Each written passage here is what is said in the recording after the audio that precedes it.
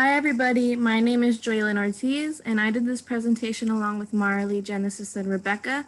And we are presenting on hip hop and Black Lives Matter and how they are connected with one another. To begin, I think it's important to explain what hip hop and Black Lives Matter are. So let's begin with hip hop. Hip hop is the South Bronx's way of channeling and expressing the hardships of their lived experiences in creative acts of nonviolence. So this could be through things such as DJing hip hop music, graffiti, and also breakdancing, and just different ways that people chose to express themselves nonviolently. Let's move on to Black Lives Matter, which is a social movement that aims to fight for equality by challenging prevailing social structures and shedding light on how racism affects the daily realities in communities of color. So now that we know what hip hop and Black Lives Matter are, I think it's also important to know how they are connected with one another. The first thing is that hip hop music is a platform for the Black Lives Matter movement. I will get further into this as I go down this slide. Hip hop has been used by many musical artists and social activists to bring more attention to the Black Lives Matter movement. So, to show how they are a platform for the Black Lives Matter movement, this is done through hip hop artists creating songs that are about the Black Lives Matter movement and that can relate to the Black Lives Matter movement. And this just sheds light on the Black Lives Matter movement so that more people are aware of it and the injustices that are happening. Also, hip hop songs have been used as anthems during protests and rallies for the Black Lives Matter movement. And by using these songs as rallying songs for the Black Lives Matter movement, they are utilizing hip hop music and artists to empower, rally, and strengthen those that are involved in the movement.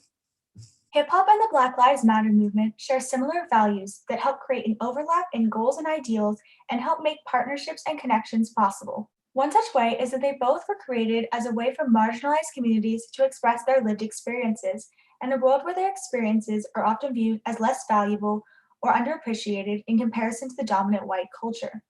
They also both emphasize peace and love rather than division and hate, and actively search for equality and unity rather than further tension. They're both large-scale platforms in which social and racial issues can and have been addressed on a worldwide stage, bringing awareness to racial injustices. One such issue they both cover is police brutality. This helps create an overall overlap in ideas and goals for their respective communities and movements, then make them compatible to create further change together. An example of a form of protest, the song Fight the Power by Public Enemy. On June 14th, during the Black Lives Matter movement, the protesters were dancing the electric slide near the White House, in which they played Fight the Power. So, a little backstory of the small clip played during the Fight the Power video. It shows the real footage of the 1963 march in which Martin Luther King led. It shows the same imagery that the march had, the name of the city, states, and the New York City boroughs. The difference that the Public Enemy used in Fight the Power was they added the faces and the names of African American figures such as Harriet Tubman, Sojourner Truth, Malcolm X, Martin Luther King, Angela Davis, and other figures. Chuck D's verse, he calls out the structural racism that the music business has. He mentions how Elvis was seen as the king of rock and roll. So he says, Elvis was a hero to most, but he never meant shit to me. Straight up racist, that sucker was simple and plain, mother, him, and John Wayne. So he's calling out the racism that many Black people in the music business face. And then the next few lines says, cause I'm Black and I'm proud, I'm ready and hyped. Plus I'm amped. Most of my heroes don't appear on no stamps. Was a powerful line in voicing the truth at the time. Between the NAA and the Public Enemy, they were greatly admired because they were willing to tell the truth in an uncompromising way. So this was a form of protest that they were showing in the music business and for being a voice to other Black people that didn't have the same platform as they did. Hip hop was at its punk movement when a bevy of artists began to name the unseen and overlooked.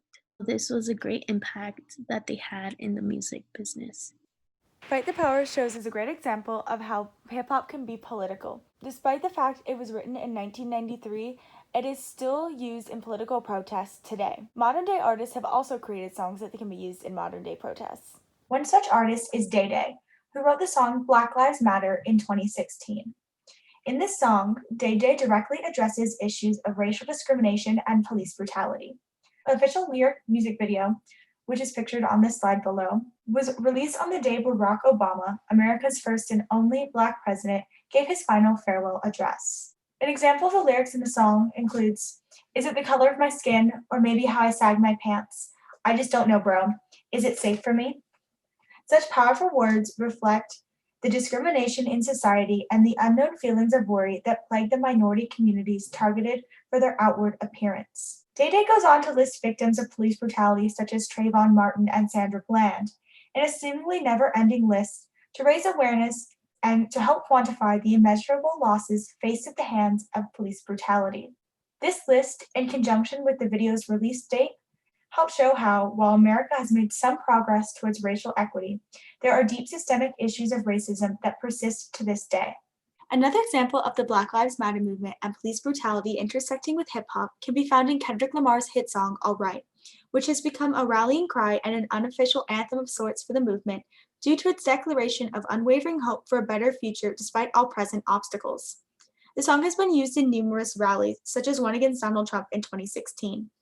Notably, in 2015, when cops arrested a young Black man outside of the Movement for Black Lives conference, onlookers repeatedly chanted the refrain, "We gon' be alright," as a decree of optimism in a time of peril and despair. The lyrics of All Right acknowledge the long-fought battle against oppression, saying words like, "Wouldn't you know, we've been hurt, we've been down before moving to more pressing present issues, with lines like, "And we hate Popo, wanna kill us dead in the street for show." This is a direct call out to police targeting the Black community and the ensuing tensions between the groups. Coupled with the previous lines, it shows that this is a long-fought battle that the Black community has been fighting for far too long. They then continue to say, "I'm at the preacher's door, my knees getting weak and my gun might blow, but we gon' be alright," showing how tired the Black community is to be fighting this battle. Despite how hard it is for them, they continue to remain optimistic and have hope in the future that they will be all right. What makes Kendrick Lamar's song so poignant are his visuals. At his 2015 BET performance, he sang on top of a graffitied police car in front of a tattered American flag. On stage, his fellow performers raised their fists, a common symbol of the Black Lives Matter movement. The official music video further hammered the political point of this song. At the end of the video, Lamar himself is shot by a white policeman who uses his fingers. His blatant callouts of the police force signal that this is an area that needs more awareness, and makes the song extremely compatible with the Black Lives Matter movement, which in recent years has focused largely on police brutality. Through the use of hip-hop, many artists have given a voice to marginalized communities suffering from oppression. Hip-hop artists have empowered that movement. Hip-hop artists created songs about the Black Lives Matter movement to help further this. Hip-hop songs that are usually used in anthems during protests and rallies for the Black Lives Matter movement. As seen in the presentation earlier, such of these songs include many anthems that further the empowerment of this movement. Hip-hop celebrities have also gone a step further and revolutionized the genre of hip-hop into a weapon to make the voice of Black Lives Matter movement heard. They do this by going out to social media and using their big platform to speak out about the injustices that the Black Lives Matter community suffers. Hip-hop celebrities use the hashtag Black Lives Matter to create and maintain Black identity during the 2014 Ferguson protest that related to the racial justice and police brutality. Hip-hop celebrities use Black Twitter to construct a Black identity and a community that builds on research and also shows that the group identification is fundamental for creating solidarity and commitment necessary for collective action. Our presentation today shows how hip-hop has just further empowered the Black Lives Matter movement to a point where we have all been able to hear the voice of the Black community and their struggles. Thank you.